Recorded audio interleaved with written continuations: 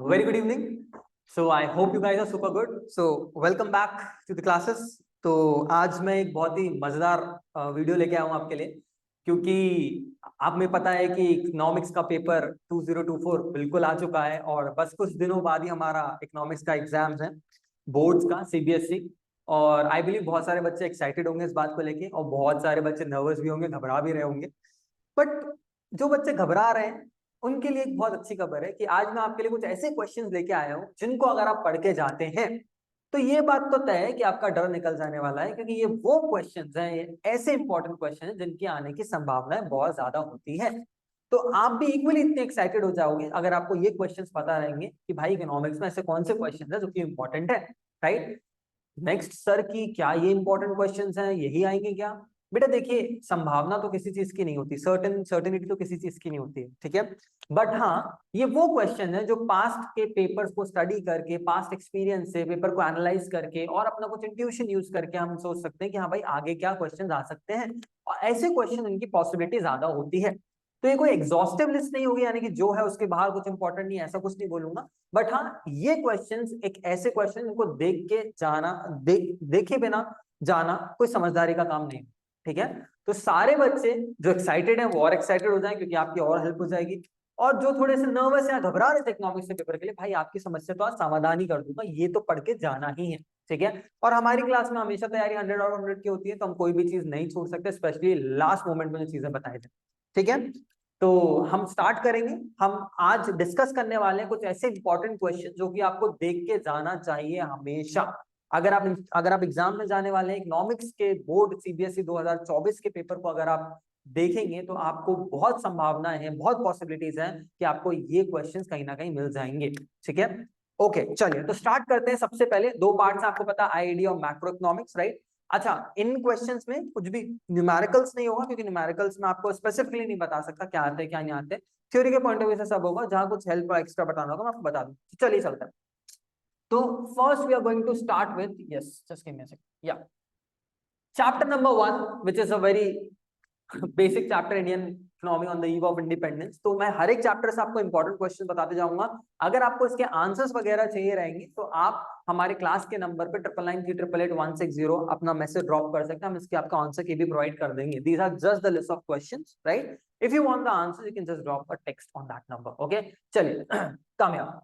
सो ID में जो सबसे पहला चैप्टर है वो तो होता है India on the eve of independence. तो उसमें से कुछ जो इंपॉर्टेंट क्वेश्चंस हैं, अच्छा ये ना थोड़ी सी कॉम्प्रिहेंसिव लिस्ट भी बनाई, मैं इसको और कट डाउन शॉर्ट कर सकता था, but for the very reason कि सारे बच्चों का बेनिफिट होता है, जितना ज्यादा देख ले उतना ही अच्छा है, इसलिए मैंने कुछ इसमें ऐसे क्वेश्चंस रखे हैं जो कि आपको आने ही आने हैं, राइट। कट शॉर्ट करके और छोटी लिस्ट बना सकते थे, बट सेंस नहीं बनता, देख रहे हो तो ढंग से देख के चले जाएंगे। कुछ क्वेश्चन तो हर चैप्टर में समय बनेंगे ही बनेंगे। चलिए, फर्स्ट है what were the reasons for agriculture stagnation, very important question. और एक्चुअली आईडी में क्या है ना, स्टार्टिंग के जो 3 चैप्टर है ना, उनमें से ये बोलना कि क्या कम इंपॉर्टेंट है बड़ा मुश्किल है, क्योंकि वो मैं हर चीज उसमें बहुत इंपॉर्टेंट है, मैं क्लास में भी बार बार ही बोलता हूँ, इसलिए फिर भी मैंने इनमें से कुछ क्वेश्चन चुने हैं कि जो बहुत ज्यादा इंपॉर्टेंट है, हालांकि तीनों ही चैप्टर्स बहुत इंपॉर्टेंट है। तो फर्स्ट है what were the reasons for agriculture stagnation, okay. The second question is what were the reasons for decline of the world famous handicraft industry? Now अगर मैं बात करूं the reasons for decline for the world famous handicraft industry, ये बहुत ही important question है, ठीक है, मेरी नजरों में ज्यादा इंपॉर्टेंट क्वेश्चन है। और इसको दूसरी तरीके से भी लिखा जा सकता है कि why did the labor shifted to the agriculture sector, दोनों तरीके से पूछा जाता है, ठीक है। नेक्स्ट आएगा state the features of demographic profile, this is very important, ठीक है। The next question is what were the twofold motives behind the systematic policies of the Britishers, okay. What were the twofold motives behind the systematic policies of the Britishers, okay. The next question is what were the positive contribution of the Britishers? Now this is very important, ठीक है। Negative contribution भी पूछा जाता है, but मैंने बताया कि chapter में और भी चीजें हैं, पर मैंने सिर्फ इंपॉर्टेंट चीजें जो ज्यादा हैं गो थ्रू करना है वो रखी हुई है, ठीक है।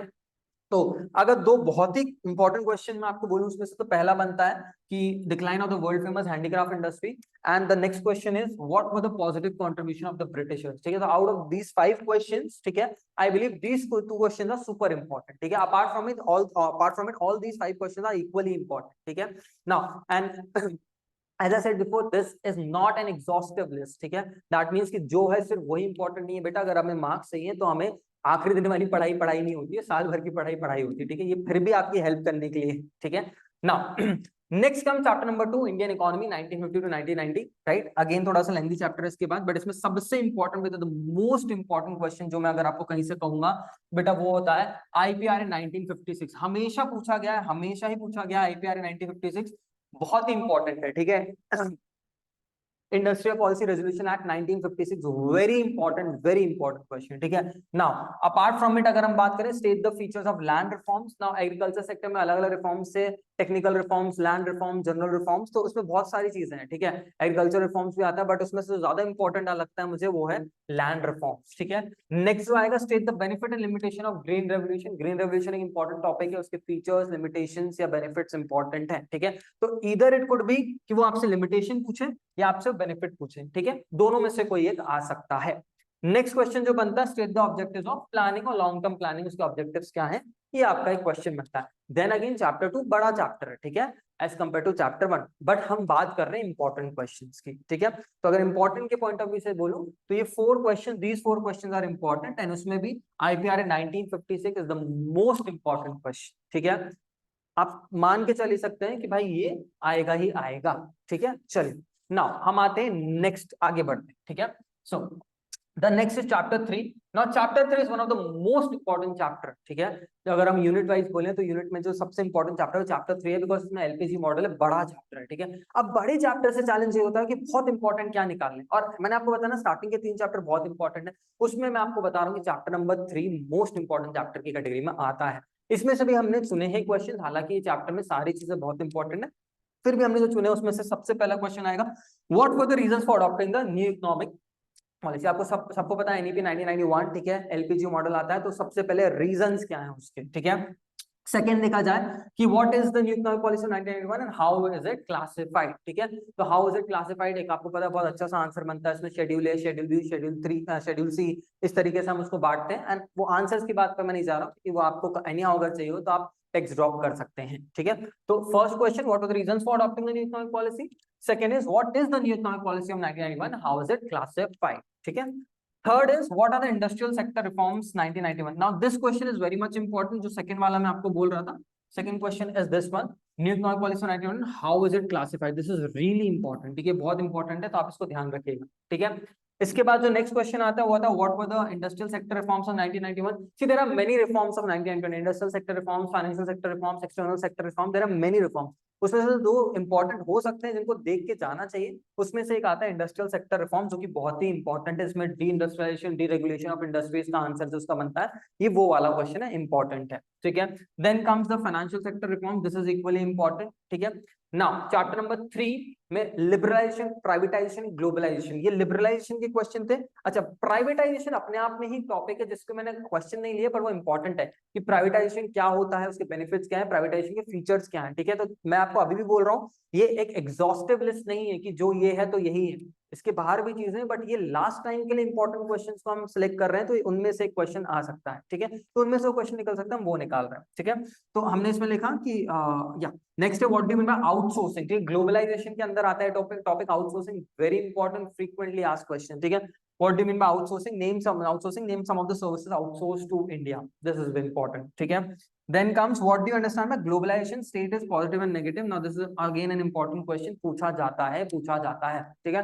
सर प्राइवेटाइजेशन इसमें मिसिंग है, बेटा मैं जानता हूँ इसमें मिसिंग है, मैंने वो क्वेश्चन भी डाल सकता था वहां पे, बट मैंने बोला कि मोस्ट इंपॉर्टेंट को मैं यहाँ पे डालूंगा, बाकी सारी चीजें भी हैं, वो साल भर की पढ़ाई का पार्ट है, 100 ऑफ 100 के लिए कुछ भी स्किप नहीं कर सकते थे, ठीक है ना। ये एंड टाइम रिवीजन के लिए जो इंपॉर्टेंट चीजें हैं वो देखने क्वेश्चन, ठीक है। अगेन तो हमने 6 क्वेश्चन यहाँ से देख लिए और ऊपर हमने 4 क्वेश्चन देख लिए chapter 3। Next comes chapter 4, human capital formation. Then again human capital formation, right? Again another chapter. The first one is state the problems of human capital formation. Very basic question. Next is the sources of human capital formation. Okay. Starting में book में आपको सारी चीजें मिल जाती हैं, आपके पास notes हैं. Education is considered as an important input for the development of a nation. How?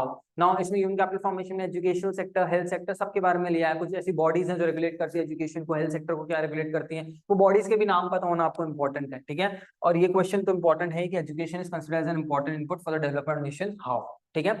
Next comes distinguish between human capital and human development. इसमें एक question human capital and physical capital भी आता है, मैंने बताया क्वेश्चंस तो बहुत सारे हैं, बट हम जो इंपॉर्टेंट है उनको लेके चल रहे हैं। सो ये क्वेश्चंस आपको चैप्टर नंबर ये क्वेश्चन आपको चैप्टर नंबर 4 से इंपॉर्टेंट है, ह्यूमन कैपिटल फॉर्मेशन एंड इसके चारों क्वेश्चन, ठीक है। Next come chapter number 5 rural development, ठीक है। नाउ रूरल डेवलपमेंट बोलेंगे meaning of organic farming, meaning of organic farming, ठीक है। ऑर्गेनिक फार्मिंग एक इंपॉर्टेंट क्वेश्चन है, ठीक है, आता ही आता है, उसके बेनिफिट और चैलेंजेस आपको पता होने चाहिए। Next is the non farm areas important, then non farm areas of employment, then again an important question, this is important question, this again is an important question. Sir important questions की तो list है, हाँ, उसमें से भी जो most important है वो बता दे रहा हूँ, ठीक है। Now right a short note on NABARD, NABARD पे हो जाता है तमिलनाडु वुमेन इन एग्रीकल्चर, ये है आपका और नेक्स्ट है सेल्फ हेल्प ग्रुप्स, तो इस पे कभी शॉर्ट नोट आ जाता है, ठीक है। And what are the measures to improve agriculture marketing, okay. So these are some of the important questions from chapter number 5 which is rural development, okay. Now next comes chapter number 6, okay, chapter number 6, yes. What do you mean by informalization of workforce, distinguish between formal and informal sector, right? So this is an important question. What do you mean by unemployment, what are the causes? Now this is important question. Then compared to urban areas, more women are found working in rural areas, why? Then analyze the recent trend in sectoral distribution of workforce in India. What do you mean by casualization of workforce? Now apart from these questions, क्या होता है chapter number जो rural development है, इसमें कुछ चीज देखी गई है, जैसे मैंने लिखा है कि ऑब्जर्व ट्रेंड, ठीक है, they will give you like या so they will give you a pie chart, ठीक है, इधर is going to be a pie chart और there is going to be table और ग्राफ, ठीक है। सो आपको पाई चार्ट या टेबल ग्राफ को देखना है और आपको ना ऑब्जर्व करना ट्रेंड क्या हो रहा है। जैसे कि उन्होंने पाई चार्ट दे दिया, जिसमें पाई चार्ट में उन्होंने बना दिया ऐसा कुछ पाई चार्ट बनाया और उस पाई चार्ट में बोला कि इतना और इतना और परसेंटेज वाइज दे दिया कि ये है आपका 18% और सपोज ये बोला 35% और ये रिमेनिंग उन्होंने बोला, और यहाँ पे लिख दिया कि ये एग्रीकल्चर सेक्टर है, ये आपका मैन्युफैक्चरिंग सेक्टर है, आपका सर्विस सेक्टर, राइट। तो वो बता रहे होंगे कि ट्रेंड में क्या किस में बढ़ रहा है किस में कम हो रहा है। तो you just have to see the chart, see the table and you have to write down the observations कि भाई कहाँ पे क्या मूव हो रहा है, किसमें ज्यादा किसमें कम, ऐसे क्वेश्चंस भी आ सकते हैं। अच्छा, identify who is a worker, अब इसमें क्या होगा, बोलेगा कि हाउस वाइफ है वो काम करती हैं और लेट्स सपोज कि वो कहीं फार्म में भी इंगेज हो, फार्म में भी काम करती है, तो आइडेंटिफाई करो कि वो वर्कर है कि नहीं। ऐसे मतलब कुछ कुछ लोग होंगे जिनके रिलेटेड कुछ क्वेश्चन आएगा, तो उनको आइडेंटिफाई करो कि ये वर्कर की कैटेगरी में आएंगे कि नहीं आएंगे, ऐसे कुछ क्वेश्चन। अच्छा, वर्कर पॉपुलेशन रेशियो एक इंपॉर्टेंट फॉर्मूला है, इसको आप ध्यान रखेंगे, इसके बेसिस पे कभी कभी आपको क्वेश्चन भी आ जाता है कि वर्कर पॉपुलेशन रेशियो क्या 1 मार्क के लिए। अच्छा, ये जो क्वेश्चन मैं बता रहा हूँ ना, 1 मोर थिंग, ये 3 to 4 मार्क्स की कैटेगरी में या 3, 4, 6 मार्क्स की कैटेगरी में फॉल करेंगे। 1 मार्क के क्वेश्चन या जो इंपॉर्टेंट क्वेश्चन 1 मार्क के भी छोटे छोटे होते हैं, उनके लिए मैं एक अलग से वीडियो बना के आपको लिस्ट बनाऊंगा, जिसमें कुछ डेट्स इंपॉर्टेंट है चैप्टर नंबर 1 से भी, जैसे बहुत सारी डेट्स होती हैं, ठीक है, कि ग्रेट ईयर ऑफ डिवाइड क्या होता है, फर्स्ट सेंसस ऑफ इंडिया कब लिया गया, right, all those dates everything वो सारी इंपॉर्टेंट है, कि भाई फर्स्ट ट्रेन कहाँ से कहाँ चली, ये सारे जो है ना, ये फर्स्ट 1 मार्क्स वाले क्वेश्चन है, इनके लिए भी मैं वीडियो बना दूँ, ठीक है, अलग से, ये 3, 4 एंड 6 मार्क्स की कैटेगरी में, ठीक है। Then employment generation programs such as मनरेगा, Mahatma Gandhi national rural employment guaranteed act, ठीक है, फिर प्रधानमंत्री कौशल विकास योजना, ऐसी बहुत सारी योजनाएं हैं जो बनी है, तो इन प्रोग्राम्स के बारे में थोड़ा बहुत यहाँ पे आपको पता होना चाहिए, कुछ पूछ सकते हैं क्योंकि नाम बता दो, ठीक है। मेन तो क्वेश्चन ये सारे हैं भाई कि जो हमने यहाँ पे क्वेश्चन पढ़ लिया 1, 2, 3, 4 एंड 5, अपार्ट फ्रॉम दैट ये चीजें भी आ सकती हैं, ठीक है। ओके, नाउ आगे बढ़ेंगे, chapter 7 environment and sustainable development, very easy question, area of value based question जहां से आ सकते हैं, ठीक है। और इकोनॉमिक्स से वैल्यू बेस्ड क्वेश्चन भी आते हैं, वैल्यू बेस्ड का भी क्वेश्चंस का मैं टॉपिक वीडियो एक अलग से ही बनाऊंगा, इनके साथ मैंने मर्ज नहीं किया है, ठीक है। Then comes yes, very easy chapter, इसमें आपको कोई भी ऐसी चीज नहीं होगी जो आपको पता नहीं होगी, आई बिलीव ये सारी चीजें हम खुद से भी लिख सकते हैं, कोई बुक की जरूरत नहीं है। Sustainable development how it can be achieve, very important question, very very important question, ठीक है, बहुत बार देखा गया। What are the main function of pollution control boards, ये क्वेश्चन पूछा जाता है। Then what is the Montreal protocol, ठीक है, yes, state the reason for environmental crisis. अब इसमें बहुत सारी चीजें आएंगी, इसमें हमें कुछ भी रटने की जरूरत, मगअप करने की जरूरत होती ही नहीं है, ये बहुत सारी चीजें हमें खुद से पता रहती है, ग्लोबल वार्मिंग क्या है, बेनिफिट्स क्या है, कॉजेस क्या है, ठीक है, अब सॉरी बेनिफिट्स बोल रहा हूँ, डिसएडवांटेजेस क्या है, कॉजेस क्या है और ये होता कैसे है, ठीक है, और इम्पैक्ट्स क्या है, ठीक है, कॉजेस, इम्पैक्ट्स एंड डिसएडवांटेजेस, या जो भी उसको बोलना, इम्पैक्ट्स बोलना, ओजोन डिप्लीशन कैसे होता है, क्या होता है, लाइक दैट, ठीक है, तो इनमें से आ सकता है। अच्छा, next question is opportunity cost of negative environmental impacts are high, comment, this is also one of the question which is frequently asked, तो आपको ध्यान रखना है। Now apart from it challenges to India environment में उसको कुछ भी आपको बोल सकते हैं एनी, जैसे उसमें आप बोल देंगे आपको बायोडाइवर्सिटी लॉस बोल देंगे, डिफॉरेस्टेशन बोल देंगे, एयर पोल्यूशन बोल देंगे, वाटर पोल्यूशन बोल देंगे। तो ये सारी चीजें ना बहुत बेसिक चीजें हैं जो आपको खुद भी लाइक आप शायद 4th क्लास से पढ़ रहे एनवायरमेंटल स्टडीज एक सब्जेक्ट होता था, ये वही चैप्टर है, उसको कुछ भी ज्यादा नहीं, स्टैंडर्ड 12 का चैप्टर भी नहीं है, ठीक है। और यहाँ से कुछ वैल्यू बेस्ड क्वेश्चन आ सकते हैं कि करंटली क्या इम्पैक्ट पड़ रहा है, ग्लोबल वार्मिंग आप देख रहे हो, मेल्टिंग ऑफ ग्लेशियर्स देख रहे हो, सारी चीजें हो रही है ऑल ओवर, आप देख रहे हो कि मरीन लाइफ कितनी डिस्टर्ब है, ये सारे कुछ भी चीज वैल्यू बेस्ड क्वेश्चन यहाँ से आ सकते हैं। You have to be ready and आप इसको आराम से लिख सकते हैं, कोई दिक्कत की बात नहीं है, ठीक है। Now next N important question जिनसे बच्चों को डर लगता है चैप्टर से, comparative development experience of India and it's neighbours. But ऐसे मोस्टली पता क्या होता है, मोस्टली इसमें ना टेबल रिलेटेड या टैबुलर प्रेजेंटेशन में क्वेश्चन ज्यादा आते हैं, जिसमें आपको पता है वो टैबुलर प्रेजेंटेशन में दे देंगे कि जीडीपी डिफरेंट डिफरेंट कंट्रीज का क्या है, ठीक है। देन वो बोल देंगे कि प्रोडक्शन डिफरेंट डिफरेंट कंट्रीज का क्या है, annual growth different different countries की क्या है, ठीक है। उसको स्टडी करके कंपेयर करके हमें कमेंट करके लिखना रहता है, उससे इजी कुछ नहीं हो सकता। बट क्वेश्चन जो ऐसे आते हैं वो क्या आते हैं कि भाई सबसे important the various indicators of human development HDI बार बार पूछा था, human development index important question है, ठीक है। Then short note on GLF greatly forward important है, वन चाइल्ड नॉर्म जो चाइना का पॉलिसी इंपॉर्टेंट है, जीएलएफ चाइना की पॉलिसी इंपॉर्टेंट है, ठीक है। Explain the factors that led to rapid growth in economic development China, China की study की है, आप उसमें लिख सकते हैं। Then compare the demographic indicators of India with China and Pakistan, very important, demographic indicators very important, ठीक है। Then India and Pakistan initiated, sorry spelling mistake है, initiated their general the journey of development at the same time, yet their growth is different, comment. So this is again an important question. Give reasons for slow growth and re-emergency of poverty in Pakistan. अच्छा, पाकिस्तान के list में मैं ज्यादा उस पर focus कर रहा हूँ बिकॉज रिसेंटली आपने देखा होगा कि वहाँ पे पॉलिटिकल इंस्टेबिलिटी है, केओस है, डिस्टर्बेंस है, हाइपर इन्फ्लेशन है, बहुत सारी चीजें हैं। तो there could be a question जो कि एक वैल्यू बेस्ड क्वेश्चन बन सकता है करंट सिनेरियो से है, ठीक है। तो सिनेरियो ऑफ हाइपर इन्फ्लेशन के और पॉलिटिकल इंस्टेबिलिटी, ये सारी चीजें जो चल रही है वहां पे, ठीक है। देन अब मैंने आपको बताया कि इसमें से क्या हो सकता है, compare and analyse questions with charts tables like just like annual growth. उनने बोला कि एक इंडिया है, एक पाकिस्तान और एक चाइना है, उन्होंने अलग अलग तरीके से उसको बोल दिया, इंडिया पाकिस्तान एंड चाइना को अलग अलग तरीके से बोल दिया कि भाई इसका लेट्स जस्ट सपोज 10% है कुछ, इसका लेट्स जस्ट सपोज 7% है, इसका लेट्स जस्ट सपोज 12% है, ठीक है। तो ऐसा वो दिए होंगे कि in terms of annual growth ये परसेंटेज है, इन टर्म्स ऑफ पॉपुलेशन या ज्योग्राफिकल एरिया परसेंटेज है, इन टर्म्स ऑफ जीडीपी या सेक्टोरल शेयर यानी कि प्राइमरी सेकेंडरी टर्शियरी सेक्टर्स में ये शेयर है। तो उसको बस रीड करके कौन ज्यादा कौन कम कौन प्रोग्रेस कर रहा है कौन नहीं कर रहा है, ग्राफ्स बने आ सकते हैं, रीड करके स्टडी करके कंपेयर करके पॉइंट्स उसी टेबल में से देख के लिखने होते हैं। तो ऐसे टाइप के क्वेश्चन मिलते हैं, ठीक है। तो चैप्टर नंबर 1 to 8 आईडी के मैं ऑलरेडी आपको डिस्कस करके बता चुका हूँ। अच्छा सर यही इंपॉर्टेंट क्वेश्चन है क्या? बेटा मैं वापस बता रहा हूँ, ये एग्जॉस्टिव लिस्ट नहीं है, ठीक है। ये कायदे से तो इंक्लूसिव लिस्ट है, ठीक है। अगर मैं बोलूँ तो ये क्वेश्चन ऐसे हैं जिनके आने की संभावनाएं ज्यादा होती है, इनको पढ़ के जाओगे तो कुछ ना कुछ क्वेश्चन तो बनेंगे ही बनेंगे, और आपको ऐसा लगेगा कॉन्फिडेंस कि हाँ भाई मुझसे बन रहा है, ठीक है। अपार्ट फ्रॉम इट चैप्टर्स तो पूरे के पूरे इंपॉर्टेंट होते हैं। जिस बच्चे को 100 आउट ऑफ 100 लाना, मैंने पहले बताया आईडी के लिए एनसीईआरटी आपकी भगवान है। एनसीईआरटी के पीछे क्वेश्चन एक्सरसाइज सारी चीज, अगर आप संदीप कर यूज करते हैं, संदीप कर के पीछे के एमसीक्यू रीजंस असर्शंस वाले क्वेश्चन, एक भी चीज नहीं छोड़नी, फिल इन द ब्लैंक्स कुछ भी नहीं। 100 और 100 की तैयारी मतलब सब कुछ पढ़ के जाना, और मैं आपको डे 1 से बोलता हुआ आया हूँ, ठीक है। Then comes the next part, ठीक है, which is macroeconomics. Now macroeconomics में बेटा नेशनल इनकम मैं ज्यादा डिस्कस नहीं कर सकता फॉर द वेरी रीजन कि उसमें न्यूमेरिकल्स है, चैप्टर नंबर 3 एग्रीगेट्स है, चैप्टर नंबर 4 मेजरमेंट है, तो उसमें न्यूमेरिकल्स वगैरह बनते हैं, तो उसका मैं थ्योरी ज्यादा निकाल के आपको बता नहीं सकता, ठीक है। वो एक अलग से पार्ट होता है, ठीक है। बट फिर भी चैप्टर नंबर 1 2 में से जो कलेक्टिव और 3 4 में कलेक्टिव कुछ थ्योरी के क्वेश्चन बन सकते हैं, मैं वो बता रहा हूँ आपको, which are important.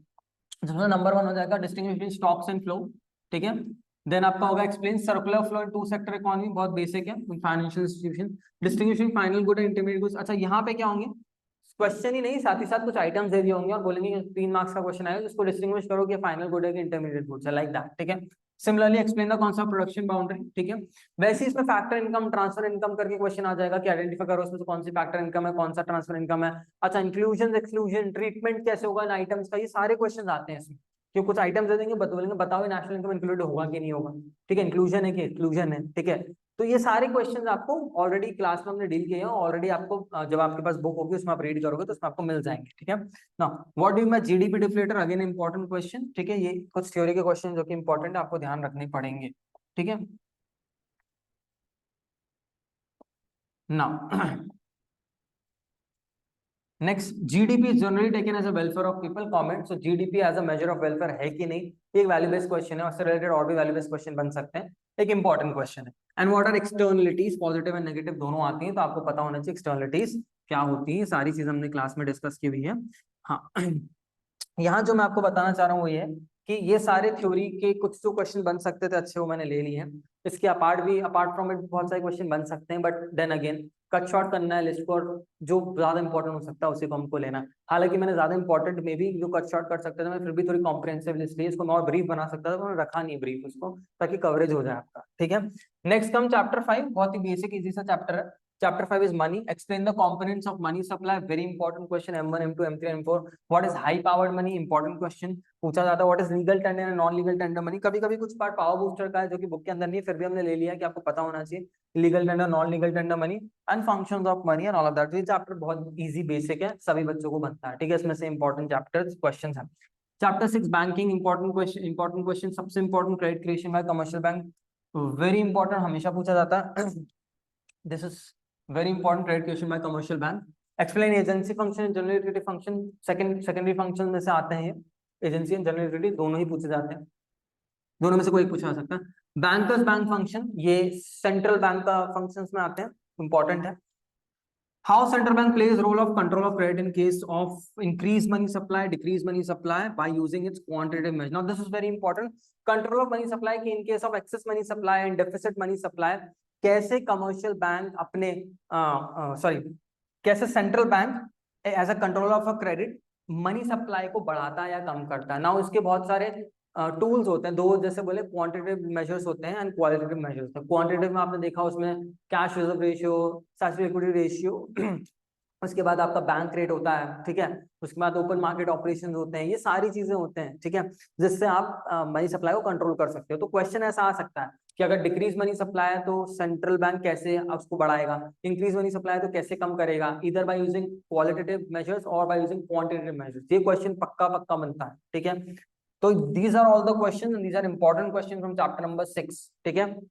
One more question यहाँ पे जो मैंने मिस कर दिया, difference between commercial bank and central bank. तो ये सारे इंपॉर्टेंट क्वेश्चन थे चैप्टर नंबर 6 में से, ठीक है। Then comes chapter 7, aggregate demand related concept. ये 7, 8, 9 बड़े इंपॉर्टेंट चैप्टर्स हैं। न्यूमेरिकल इसमें भर भर के आएंगे, ठीक है। चैप्टर 1 to 4 से न्यूमेरिकल और यहाँ से न्यूमेरिकल। न्यूमेरिकल तो मैं यहाँ पे नहीं बता रहा हूँ, मैं सिर्फ थ्योरी बता रहा हूँ। तो थ्योरी में भी इसमें दोनों तरीके से हो जाता है। हाँ, फर्स्ट सबसे मोस्ट इंपॉर्टेंट क्वेश्चन, यहाँ पे जो इंपॉर्टेंट क्वेश्चन की लिस्ट है उसमें से, how is saving curve derive from consumption curve, और how is saving function derive from consumption function. दोनों अलग अलग क्वेश्चन है, बट दोनों में से कोई एक पूछा जाता है, तो इंपॉर्टेंट क्वेश्चन है। Then state the properties of either APC की प्रॉपर्टी पूछेगा, either APS, either MPC, either MPS, ठीक है। सबकी नहीं पूछने वाला, किसी किसी की प्रॉपर्टीज इनमें से पूछेगा, पर इंपॉर्टेंट है। MPC of poor is more than that of rich, एक वैल्यू बेस्ड क्वेश्चन है, ऐसे और भी क्वेश्चन बन सकते हैं।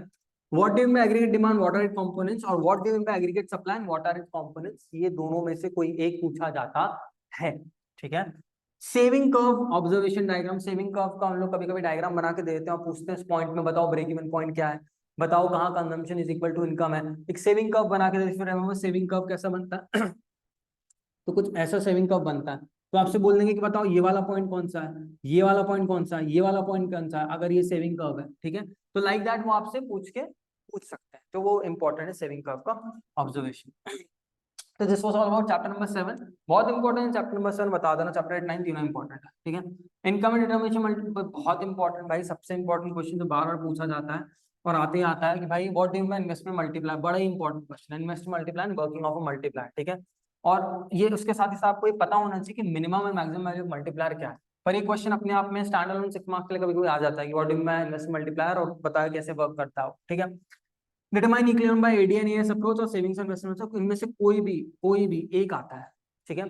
क्या आप बताइए इक्विलिब्रियम कैसे हो रहा है, इधर बाय एडीएन एएस अप्रोच, इधर by savings and investment approach, इनमें से कोई एक आता है। सर चांसेस किसकी होती है, अब यार दोनों में से कोई भी आ सकता है, पर एडीएन एएस ज्यादा पूछा जाता है क्योंकि लिखने के लिए ज्यादा रहता है उसमें कंटेंट, ठीक है।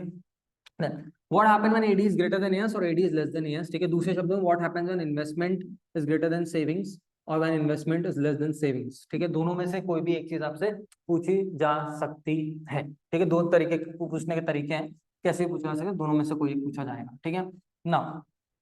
नेक्स्ट जो क्वेश्चन इसमें से आएगा वो होगा कि what do mean excess demand and what are reasons and impact, ठीक है। Chapter number 9 excess demand deficient demand के बारे में ही है। तो what do mean excess demand, what are reason impact, what do mean deficient demand, what are reason impact. अब ये इसमें और आएगा, ठीक है, यानी कि सॉरी यानी कि इन दोनों में से क्या, इन दोनों में से कोई एक पूछा जाएगा, दोनों नहीं पूछे जाएंगे। या तो बोलेगा एक्सेस डिमांड उसके रीजंस और इम्पैक्ट बताओ, या तो बोलेगा डेफिसिट डिमांड उसके रीजंस और इम्पैक्ट बताइए, ठीक है। Next come what are the measures to correct excess demand deficient. अब मेजर्स कैसे करेक्ट कर सकते हैं, सेम जो हमने वहां पे पढ़ा था ना चैप्टर नंबर 6 में कि कंट्रोल ऑफ मनी सप्लाई में क्वांटिटेटिव एंड क्वालिटेटिव मेजर्स से करेक्ट किया जा सकता है, सेम यहाँ पे भी क्वालिटेटिव एंड क्वांटिटेटिव मेजर को यूज करके कैसे एक्सेस डिमांड या डेफिसिट डिमांड को आप सही कर सकते हैं। चाहे आप वहां पे बोले कि कैश रिजर्व रेशियो से बोलो, चाहे आप बोलो बैंक रेट से बोलो, चाहे आप बोलो एसएलआर से बोलो, चाहे आप बोलो ओपन मार्केट ऑपरेशन से बोलो, वो सारी चीजें, ठीक है, रेपो रेट से बोलो, रिवर्स रेपो रेट से बोलो, उन सारी चीजों से जो क्वालिटेटिव में आते हैं कैसे आप एक्सेस एंड डेफिशिएंट डिमांड को कंट्रोल कर सकते हैं। क्वालिटेटिव हो गया, क्वांटिटेटिव में क्या आ सकता है सर, क्वांटिटेटिव में आता है models fashion selective credit control, ठीक है। ये सारी चीजों में से कैसे आप उसको कंट्रोल कर सकते हो, कोई भी एक पूछा जा सकता है, ठीक है। तो ये भी इंपॉर्टेंट क्वेश्चन है, बहुत important question. Apart from it chapter 7 और 8 से अच्छे तगड़े क्वेश्चंस आते हैं, अच्छे क्वेश्चंस आते हैं, वापस मैं बता दे रहा हूँ। उनमें ग्राफ्स भी बहुत सारे हैं, ग्राफ्स को बहुत अच्छे स्टडी करना पड़ता है। एडी का ग्राफ, एएस का ग्राफ, कंजम्पशन इन्वेस्टमेंट, ये सारे सेविंग्स का ग्राफ सब पता होना चाहिए आपको। ग्राफ बहुत सारे हैं इस चैप्टर में, आपको पता होना चाहिए। चैप्टर 7 8 में न्यूमेरिकल्स भी हैं, चैप्टर 7 और 8 में ग्राफ भी हैं, ठीक है, तो ध्यान रखिएगा। नाउ नेक्स्ट अपन आते हैं chapter 10 government budget, important chapter है, ठीक है। What do you mean by fiscal deficit, is it inflationary nature and what are its implication, ठीक है। आपको पता होगा कि टाइप ऑफ डेफिसिट बजट में fiscal deficit, primary deficit, revenue deficit आता है। उसमें रेवेन्यू एंड फिस्कल बहुत इंपॉर्टेंट, दोनों में से कोई एक पूछा जाता है, इसलिए मैं यहाँ पे वापस से मैंने क्वेश्चन लिखा है पर आपको यहाँ पे मैं और लगा देता हूँ, ठीक है। फिस्कल डेफिसिट या रेवेन्यू डेफिसिट में से कोई एक आता है, ठीक है। Next what are the non tax assets of the government, again frequently asked question है, इंपॉर्टेंट क्वेश्चन है, ठीक है। अरे सर इंपॉर्टेंट क्वेश्चन इनको लिस्ट है, हाँ उसमें से भी और इंपॉर्टेंट बता दें, और क्या। What do you understand by economic stability as an objective of the government budget, objective of government budget है। तो फर्स्टली बहुत सारे ऑब्जेक्टिव हैं, आप reallocation of reallocation of resources, redistribution of income and wealth, economic stability, वो सारे आपके government budget के ऑब्जेक्टिव हैं। उनमें से इकोनॉमिक स्टेबिलिटी पूछा गया बार बार, रीडिस्ट्रीब्यूशन ऑफ इनकम भी पूछ सकते हैं। तो मैंने बताया कि मैं ये नहीं बोल रहा हूँ कि एक एग्जॉस्टिव लिस्ट है, इसके बाहर भी है, बट ये इंपॉर्टेंट, ठीक है। Distinction direct tax and indirect taxes important है, ठीक है। ये सबसे इंपॉर्टेंट, सबसे इंपॉर्टेंट चीज चैप्टर से है। तो आपको कुछ आइटम दे दिए जाएंगे, 3-4 आइटम रख देंगे। 3-4 आइटम रखने के बाद वो बोलेंगे कि भाई आइडेंटिफाई करिए कि आपकी कैपिटल रेसिट है, रेवेन्यू रेसिट है, कैपिटल एक्सपेंडिचर है कि रेवेन्यू एक्सपेंडिचर है। ये इंपॉर्टेंट, ऐसे क्वेश्चंस पक्का आते हैं कि आप बताइए कि कौन सा एक्सपेंडिचर है, कौन सी रेसिट है। क्योंकि आपने देखा ना कि दो तरीके का होता है, कैपिटल बजट होता है, रेवेन्यू बजट होता है। कैपिटल बजट में आपको पता है capital receipts and capital expenditure, revenue budget में revenue receipts and revenue expenditure. तो यू नीड टू आइडेंटिफाई कि भाई ये आइटम कैपिटल नेचर का है कि रेवेन्यू नेचर का, उसमें भी एक्सपेंडिचर है कि रेसिट है, ऐसे क्वेश्चन आते। नेक्स्ट, हाँ प्राइमरी डेफिसिट के question. Primary deficit just like आपको पता है कि उसका फॉर्मूला होता है, ठीक है। उस फॉर्मूले को आपको ध्यान रखना है। जो भी फॉर्मूला होता है आपको, वो फॉर्मूले के अकॉर्डिंगली आपको वहां पे क्वेश्चन कभी कोई दे सकते हैं। प्राइमरी डेफिसिट आपको ऑलरेडी दिया, ठीक है, कि physical deficit minus interest on previous boring होगा, ठीक है ना। चलिए नेक्स्ट आगे बढ़ते हैं। Chapter 11 foreign exchange, again simple chapter, difference between fixed and flexible exchange rate, explain the reasons for inflow and outflow of foreign exchange, ठीक है, यानी कि demand for and supply of foreign exchange. Determination of exchange rate, भैया ये important है। Determination of exchange rate question मैं इसलिए आपको बार बार बोल रहा हूँ कि इंपॉर्टेंट है, बिकॉज क्या होता है कि वो बोलेंगे कि भाई लेट्स जस्ट सपोज कि फॉरेन डायरेक्ट इन्वेस्टमेंट आई हमारे, फॉरेन डायरेक्ट इन्वेस्टमेंट आई से हमारे एक्सचेंज रेट पे क्या रेट फर्क पड़ेगा। तो ऐसे क्वेश्चन होते हैं, जैसे एक आपको पता है डिमांड कब है और ये आपको पता है सप्लाई कब, ठीक है। तो डिमांड और सप्लाई कब तो कांस्टेंट है, एक जगह आप इसको बोलेंगे डी, डी और एस, ठीक है। ये आपका निकल के आएगा कोई ऑलरेडी एक्सचेंज रेट, ठीक है। अब बोल रहा है कि inflow of foreign exchange, inflow foreign exchange से फॉरेन एक्सचेंज से सप्लाई बढ़ जाएगा, हमारे पास ज्यादा फॉरेन एक्सचेंज आ जाएगा, ठीक है। तो उससे डिमांड बढ़ेगी कि सप्लाई, डिमांड जब बढ़ेगी जब हमें जरूरत होगी, सप्लाई जब बढ़ेगी जब हमारे पास आएगा। तो सप्लाई कब राइट पर चले जाएगा, ये डिमांड कब चेंज नहीं हुआ, नया सप्लाई आपको कब आया S1, इसने इंटरसेक्ट किया इस पुराना डिमांड को यहाँ पे, तो ये जो हमने बनाया ये एक्सचेंज रेट नया वाला है जो कि फॉल हो गया। तो ऐसे डिटरमाइन करना पड़ेगा, आपको अलग अलग चीजें बताएंगे, ठीक है, कि फॉरेन टूरिस्ट आ रहे हैं या हमारे इंडियन टूरिस्ट बहुत ज्यादा जा रहे हैं, ठीक है, यहाँ से बाहर, तो उससे एक्सचेंज रेट पे क्या फर्क पड़ेगा। ऐसे क्वेश्चंस आते हैं चैप्टर 11 से, ठीक है, बहुत बार देखे गए हैं, इंपॉर्टेंट है। Then effects of appreciation depreciation of foreign currency, कि एप्रिसिएशन करेंगे तब क्या होगा, इंपोर्ट बढ़ जाएगी कि एक्सपोर्ट बढ़ जाएगी, डेप्रिसिएशन होगा करेंसी का तब क्या होगा। ऐसे थोड़े से लॉजिकल क्वेश्चंस आते हैं, ठीक है। एंड ये वाले क्वेश्चन तो आते ही आते हैं, डिटरमिनेशन एक्सचेंज रेट क्वेश्चन, ये बहुत इंपॉर्टेंट है, आप ध्यान रखिएगा। Then the last chapter here is balance of payment. Balance of payment distinguish between autonomous and accommodating item. Important है. Difference between balance of trade and balance of payment. इसके अलावा जो मोस्ट इंपॉर्टेंट है कि हमने देखा है कि यहाँ पे दो तरीके के आपने देखा है कि अकाउंट होते हैं, current account and capital account. तो जो कंपोनेंट्स होते हैं कैपिटल अकाउंट के क्या है, कंपोनेंट ऑफ करंट अकाउंट क्या है ये पता होना चाहिए, और वो कंपोनेंट में भी डेबिट है कि क्रेडिट आइटम ये पता होना चाहिए, ठीक है। जैसे कि आपने बोला कि भाई हमने बोला कैपिटल अकाउंट, हमने करंट अकाउंट, करंट अकाउंट में क्या क्या आ गया, आपने बोला कि भाई विजिबल आइटम्स, इनविजिबल आइटम्स, ठीक है। अब विजिबल आइटम में क्या, परचेज ऑफ गुड्स, अगर आपने परचेज किया है तो आपके पास से फॉरेन करेंसी जाएगी, राइट, जाएगी तो मतलब क्या होगा, डेबिट। तो ये पता होना चाहिए, वो ऐसे पूछेंगे पहले तो बताओ कि किस में आ रहा है, कि कैपिटल में आ रहा है कि करंट में आ रहा है, और अगर आपने आइडेंटिफाई कर लिया कि कैपिटल है कि करंट है, उसमें भी बताओ कि इनफ्लो है कि आउटफ्लो, यानी कि डेबिट है कि क्रेडिट है। ऐसे क्वेश्चन आपको देखने को मिलेंगे, ये मैं आपको 100% गारंटी के साथ कह सकता हूँ, ठीक है। अच्छा sir, apart from it value based question बहुत आते हैं इकोनॉमिक्स में। वैल्यू बेस्ड क्वेश्चन मैंने अभी डिस्कस नहीं किए हैं, वैल्यू बेस्ड क्वेश्चंस में एक अलग से वीडियो बनाऊंगा जिसमें value based question and the strategy, कि कैसे आप इकोनॉमिक्स के पेपर में एफिशिएंटली 100 आउट ऑफ 100 के लिए टारगेट कर सकते हैं, क्या फ्लो होना चाहिए पेपर का, क्वेश्चंस कैसे सिलेक्ट करने, टॉपर्स कैसे लिखते हैं, टॉपर्स के आंसर शीट डिस्कस कर लेंगे, आपको कैसे लिखना चाहिए, आप कैसे 100 आउट ऑफ 100 स्कोर कर सकते हो, सारी चीजों के लिए मैं एक और वीडियो बना के रखूंगा। 1 मार्क्स के क्वेश्चंस के लिए भी मैं डिस्कस कर लूंगा, या कुछ ऐसी चीजें जो कि इंपॉर्टेंट है, जो कि आपको लगे कि हाँ भाई इससे हमारा वैल्यू एडिशन हो रहा है, इससे हमें फायदा हो रहा है, ठीक है। तो ये सारी चीजें बात के लिए रखी हुई है। बाकी बेटा आपको मैं एक चीज बोलूं कि जो साल भर पढ़ा है बच्चा, वो बच्चा हमेशा बेनिफिट में रहेगा, बट इसका मतलब ये नहीं है कि अगर आप किसी कारण से नहीं पढ़ पाए तो आप बिल्कुल ही नहीं पढ़ पाओगे। ये क्वेश्चन इक्वली इंपॉर्टेंट है, इसके साथ अपनी थोड़ी बहुत पढ़ाई जो कर रहे हैं करेंगे तो आपको बहुत बेनिफिट होने वाला है, ठीक है। ये क्वेश्चन पक्के क्वेश्चन वो हैं जो कि हमेशा आते हैं। वैल्यू बेस्ड क्वेश्चन जो होते हैं वो इन्हीं में से कहीं ना कहीं रहता है, बस आपको आइडेंटिफाई करना, ढूंढना पड़ता है कि भाई ये क्वेश्चन क्या बोलना चाह रहा है, ठीक है। कुछ पिक्चर्स बेस्ड क्वेश्चन आते हैं, कुछ वैल्यू बेस्ड क्वेश्चन आते हैं, सारी चीजों के लिए मैं आपको बताऊंगा कैसे क्या करना है, स्ट्रैटेजी कैसे करना है, किस तरीके से क्वेश्चन को क्रैक करते हैं, क्वेश्चन को समझना कैसे, ठीक है। बाकी जो नेक्स्ट वीडियो होगा उसमें स्ट्रैटेजी, वैल्यू बेस्ड क्वेश्चन का डिस्कशन कर लेंगे हम। एंड अभी के लिए इस वीडियो को मैं यहीं पे एंड करता हूँ। आई बिलीव कि आपके लिए एक वैल्यू एडिशन होगा और आपको इससे थोड़ा बहुत बेनिफिट तो हो ही जाएगा, ठीक है।